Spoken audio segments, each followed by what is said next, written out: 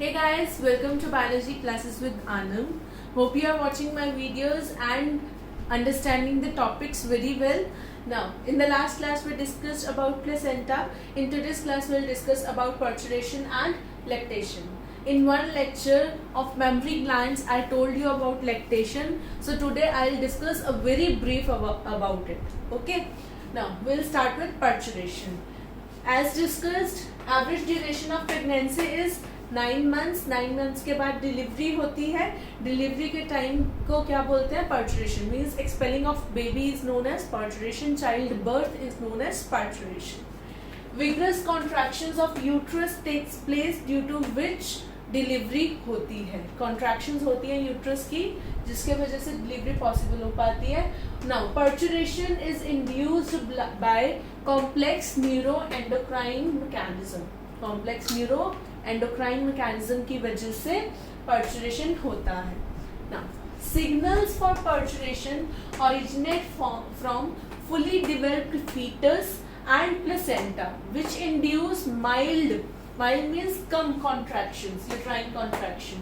ठीक है, जिसको हम क्या बोलते हैं? FER, fetal ejection reflex.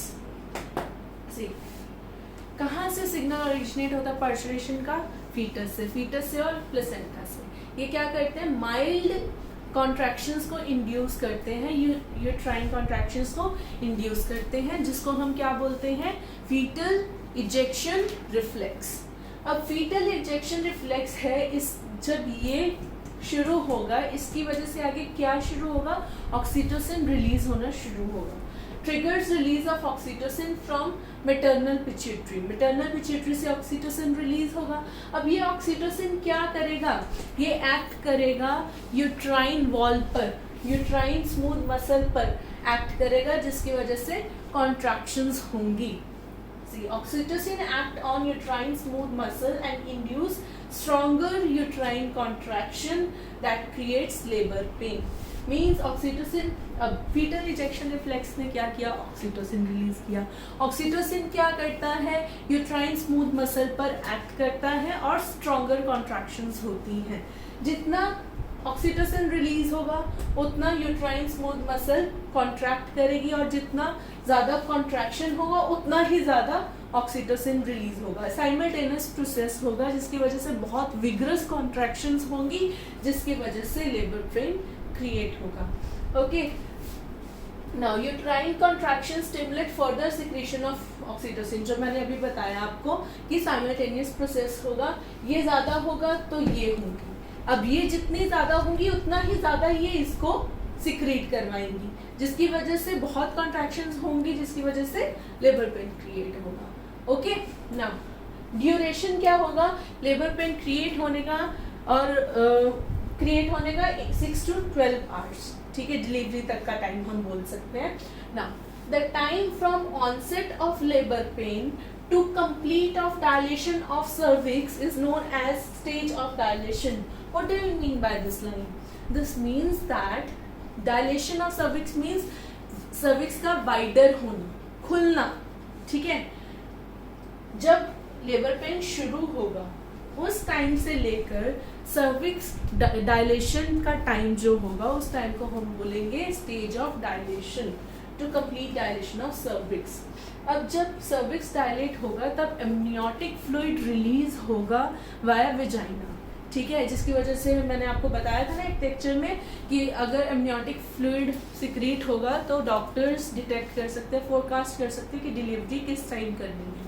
ठीक है, नाउ इसके बारे में मैंने लिखा भी है. In the end of dilation, जब डायलेशन खत्म होने लगेगा, एमनियोटिक फ्लूइड फ्लो होगा वाया विजाइना, जिसकी वजह से डिलीवरी फोरकास्ट की जा सकती है. Now, the time from complete cervical dilation to delivery of baby is 10 minutes to 1 hour. जब completely cervix dilate हो चुका है and to the delivery of the baby, इसके बीच में जो टाइम गैप होगा वो 10 मिनट से लेके 1 घंटे तक का होगा.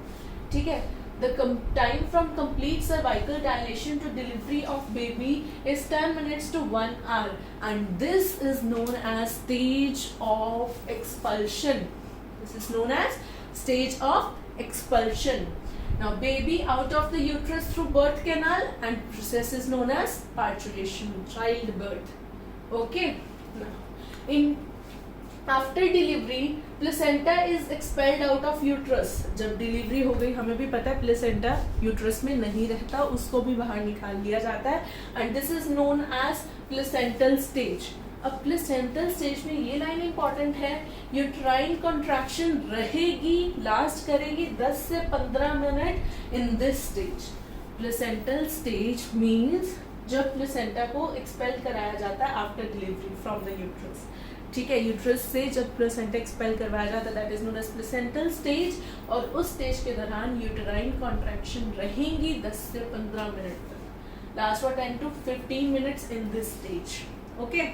Now, within month, uterus form to non-pregnant stage. जब डिलीवरी हो गई, डिलीवरी होने के बाद 1 महीने के अंदर अंदर यूट्रस दोबारा अपनी पोजीशन में आने लगता है. नॉन प्रेग्नेंट स्टेज मीन्स उसका साइज रिड्यूस होने लगता है. ठीक है, stage by reduction in size, और रिस्टोर करता है inner wall, inner lining of uterus that is endometrium, and restoration of endometrium of uterus will take place, means normal condition दोबारा स्टार्ट होगी. The process of child birth कई बार delay हो जाता है. चाइल्ड बर्थ अगर डिले होता है तो डॉक्टर्स कुछ हार्मोन्स का कॉम्बिनेशन इंजेक्ट करते हैं फीमेल्स में. What are those hormones? That is oxytocin. Oxytocin उतनी ही कॉन्ट्रैक्शंस करवाएगा. Prolactin is the one that is responsible to induce delivery. ठीक है, इन हार्मोन्स का कॉम्बिनेशन दिया जाता है. एक हार्मोन होता है रिलैक्सिन. रिलैक्सिन क्या करता है? फ्लेक्सिबिलिटी ऑफ प्यूबिक सिम्फाइसिस होती है रिलैक्सिन से, फिर उससे उतनी कॉन्ट्रैक्शंस पॉसिबल हो पाती हैं. ठीक है, so this was all about the hormones of parturition. जो हमने देखा यहाँ पर मेन हार्मोन जो रोल प्ले कर रहा है that is oxytocin. Oxytocin is the main hormone, क्योंकि उसकी वजह से कॉन्ट्रैक्शंस होंगी, कॉन्ट्रैक्शंस होंगी तो लेबर पेन होगा, लेबर पेन होगा तो डिलीवरी होगी. ठीक है, now we come to the topic that is lactation. Lactation मैंने जैसे कि स्टार्टिंग में ही बोला, इसके बारे में मैं आपको मेमोरी ग्लैंड्स की वीडियो में सब कुछ बता चुकी हूँ, तो I will give just a brief about this topic. Okay, कुछ पॉइंट्स बताऊंगी, 1-2 पॉइंट बस, इससे ज़्यादा नहीं. सो लैक्टेशन, डिलीवरी के बाद जो बेबी है उसको जो मिल्क प्रोवाइड किया जाता है, मिल्क दिया जाता है, फीड किया जाता है, दैट प्रोसेस इज थ्रू कैसे होता है? Through the process of lactation. Lactation helps in feeding the new born. Now important thing कि इनिशियल डेज ऑफ फीड में, फीड के जो इनिशियल डेज होते हैं तब जो मिल्क होता है वो क्वाइट स्टिकी होता है, जिसको हम कोलोस्ट्रम बोलते हैं.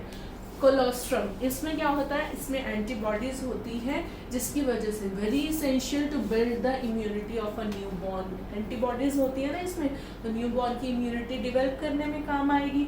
ठीक है, और WHO की तरफ से रिकमेंडेड है कि for the initial 6 months after the birth of the baby, for the initial 6 months it is very important to feed the newborn and do not even give him water भी मत दो 6 महीने तक, उसको सिर्फ फीड पर रखो ताकि उसकी इम्यूनिटी जो है वो बिल्डअप हो पाए. Okay, so this was all about lactation that I told you. Do refer to mammary gland video. Okay, hope you all have understood this topic, parturition and lactation. आपको जो भी मैंने अभी तक वीडियोस दिखाई हैं इस चैप्टर की, उसमें मैंने आपको साथ साथ हार्मोन्स के रोल को हाईलाइट ज़रूर किया है. मुझे उम्मीद है कि आपको सारे हार्मोन्स का रोल पता चल गया होगा और आपको ये टॉपिक समझ आए होंगे. अगर आपको कुछ क्वेरीज हैं तो आप कमेंट सेक्शन में लिख सकते हो उनके बारे में, और आप मेरे को मेरी पर्सनल ईमेल आईडी पर भी बता सकते हो. उम्मीद है आपको ये वीडियो भी अच्छा लगा होगा, और अगली वीडियोस के लिए आप प्रिपेयर्ड रहिएगा. हो सकता है 12th का टॉपिक आए, हो सकता है 10th या 11th का टॉपिक भी आ सकता है. तो प्लीज़ आप सब्सक्राइब रहिए चैनल पे, और प्लीज़ फर्दर शेयर करिए इन वीडियोस को, और देखते रहिए इन वीडियोस को. जल्द ही मिलेंगे. Thank you so much. Take care.